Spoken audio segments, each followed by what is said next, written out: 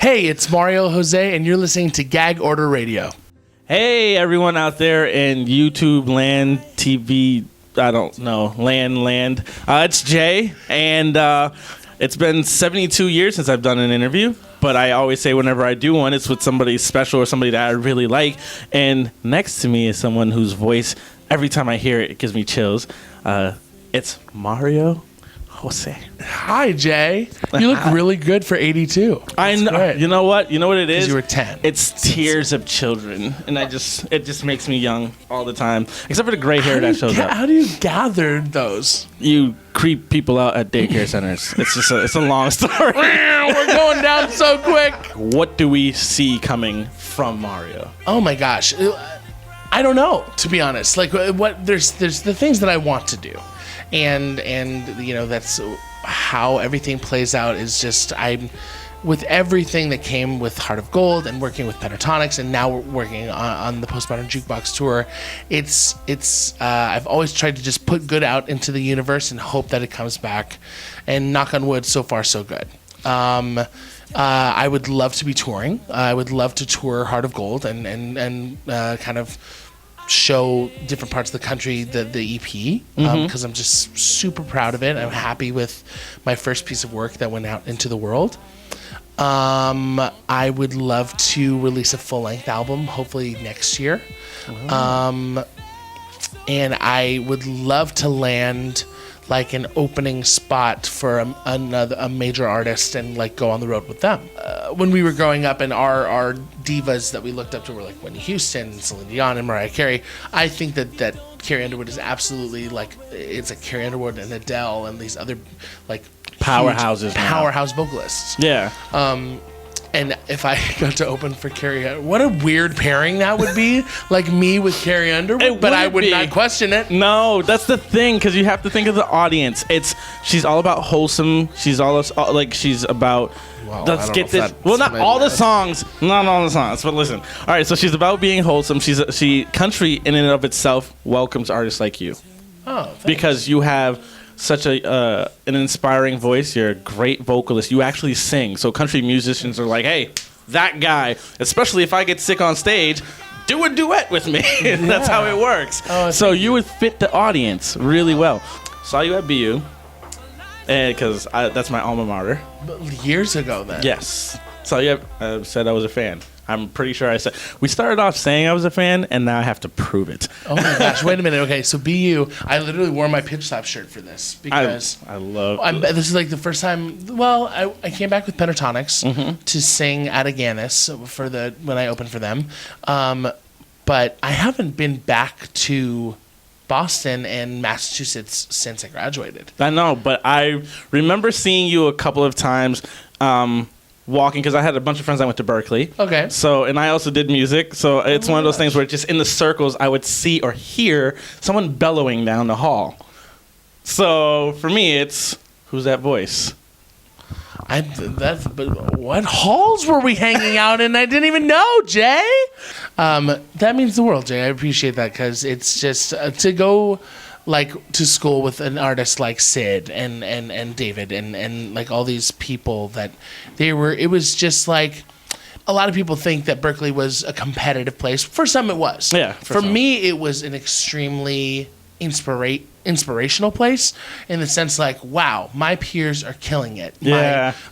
I want to be killing it too. Like, what is holding me back from doing what they're doing, or at least trying to do what they're doing, you know, and in my own way, you know? And that was like one of my goals. I had a list of short goals that I wanted to accomplish while I was at Berkeley. One of them was like, I want to leave a musician. I didn't want to be like a dumb singer. Like, I don't know what key the song is. I want to be able to write my own chart and walk into a gig and feel like I know what I'm doing, you know, and be respected mutually, instrumentalists and vocalists alike. Yeah. And then one of the other ones was to be, if someone said, hey, I need a guy singer, I want to be like one of the first few that they name. Yeah, you want to be the first to be picked up on the team and not last on the court. Right, just like to think of like, okay, Mario would be good for this. And so I never get that. I get Jay would be, Yeah, let's find someone else. Well, are you trying to be a singer? Listen, we can talk later. We can dive in, Jay. Listen, I've done the whole getting signed thing, that getting shelved thing. That was not fun. Okay, well, you've done that. I haven't even done that yet. It's not fun. To get shelved is not fun. The only kind of shelves I like are like ones with cookies on them. Cookies on the shelf. See, this is why I like him. He's one of those artists, if you don't know, like, watch some of... Pentatonix has a tour documentary out, and you can find it on Netflix. On My Way Home documentary. Watch it, because you'll see Mario is exactly the same there as he is here. That's why I said, like, you have this larger than life, like, persona. When I walked in, I go, oh my God, he is that bubbly. It's real. It's because a lot of people are like, yeah, no, I hate everybody around me. No. But no, your management team is the same way. It's like, and it's so funny. Before the EP was titled Heart of Gold, I called all the people in my life like my hearts of gold, whatever you want. It's cheesy, it's like whatever, but it's truly like I and this could sound douchey or whatever, but I feel like I've grown accustomed to be around good people. Yeah. And if you're not, I don't mess with you. Like, it's like, that's not you, but like, no, it is. He's gonna be like, never again. False, Jay. No, it's just life is absolutely too short to, one, surround yourself with people that bring you down in any way, emotionally, musically, career-wise. There's no time. Like, it's precious. And like, you should absolutely spend it with people that you cherish and you love, and I across the board with people that I work with, to people that I spend time with as friends and family, whatever it may be. No, I genuinely am excited to see what you're gonna do in the realm of music, because we live in an era where a lot of true musicians get lost in the shuffle. It's more noise. I have a friend that calls it instant noodle music, because everyone can do it. Yeah. It's just put a synthesizer, make some trap sound or whatever, and a semi-catchy hook, and you're golden. You actually sing. You are one of those artists that will be up there. Michael Bublé, huge artist. Not a mainstreamer on radio, but huge artist, can sell out anywhere he touches. 100%. Kem can sell out anywhere he touches. Not a mainstream artist. Yeah. Mario Jose. That's where I see it. Working on it. No, I mean, that's exactly what I hope to do. And I, even when we set out to do Heart of Gold and any kind of music that I want to release, it has to be genuine. And not saying that there's, I think Adele is an extremely genuine, fantastic artist. Yeah. Beyonce, Sam Smith, Jessie J. Sam Smith, yeah. You know, those are a lot of artists that I look up to that are current. Carrie Underwood. Those are artists that I go, okay, you're like touching in and like touching base with an emotion that is real. Yeah, you're touching on an actual subject that I have something to relate to. Right, I get exactly. that. Like, I mean, how many times did we hear Someone Like You by Adele, where we're like, oh my gosh, we've heard the song about 100 times, but then you like just strip it down. Everyone has felt that. Yeah. And it's very simply put, it's very conversational, and when I go into writing and releasing music, that's exactly what I want to do as well. I want it to be like, just as I don't have a persona when I'm on stage, I'm not going to release music that I wouldn't actually talk about. You know what I mean? Yeah, makes sense. As a musician who's always looking to put his emotions forward and his happiness forward, where are your shortcomings? What is it that you feel you're lacking and isn't helping you get over this hump? Well, after the EP, the shortcomings now are like, oh, I should be practicing more, or I should be a smarter singer. You don't just wake up and just have that voice? No! I'm pretty sure he wakes up, blah, just the morning. I wish. I woke up like this, absolutely not. No, I think those are, I mean, I guess in terms of a shortcoming or a thing I could be doing better, I should be, waking up and warming up and being that diligent singer. And of course we get lax and we get it's like working out, you know what I mean?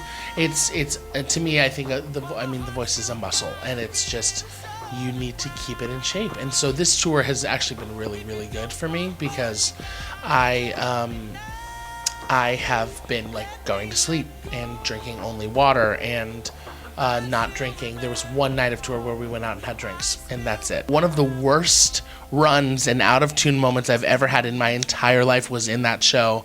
And I tried to do this run in I'm Gonna Find Another You. I covered John Mayer's I'm Gonna Find Another You. And I go, so go on, baby, make a little getaway. It was like that bad. That one, and then most recently I did a show at Hotel Cafe in Los Angeles, which is like a smaller venue. It's like a couple hundred, maybe 220 capacity, and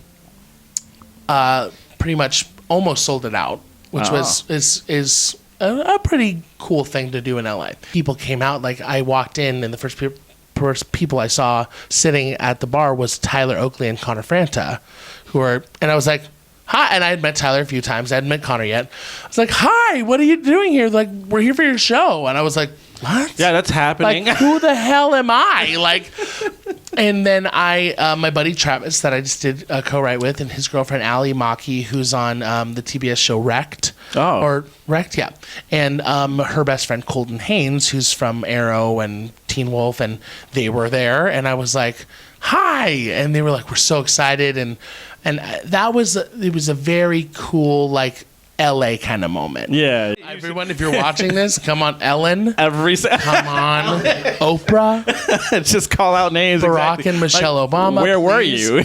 Hotel Cafe. I'll book another night just for you guys. Yeah, where were they, right? Yeah, but that was the first time, and the reason why that was so big it was the first night I was performing. The majority of the set was original music. Oh.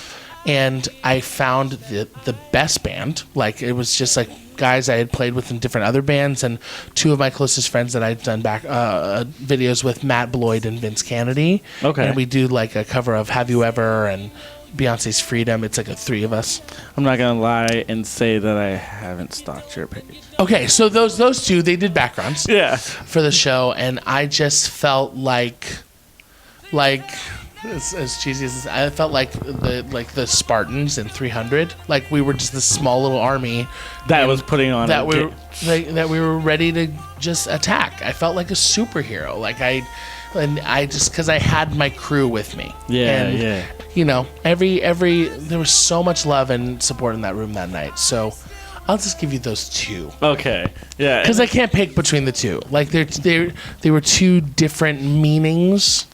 There was like one personal turning point, and then, well, they were both big personal nights that, like, wow, like, okay, I think the one is like with Pentatonix in Boston. This is what I want to do for the rest of my life, and this was you have a fresh, clean palette. Yeah. Paint whatever picture you want to paint. I am blown away to see how far you've come. Thank you. Like, honestly.